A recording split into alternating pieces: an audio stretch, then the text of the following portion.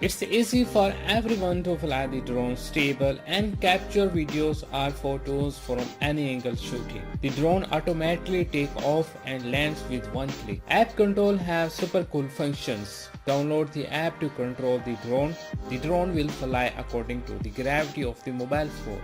The drone allows switching 3 speed mode: low, medium and high speed.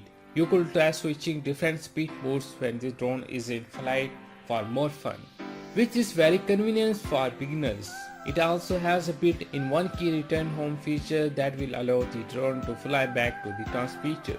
Fly the drone to a height over 2 meters, press the 3D flip button and push the right control stick to any direction to flip the drone 360 degree to accordingly direction. The gravity sensor mode enables the quadcopter to move following the direction you move your smartphone. Pressing button to make the drone engine start or land steadily. It's easy for everyone to fly the drone stable and capture videos or photos from any angle shooting. The drone allows switching 3 speed mode: low, medium and high speed.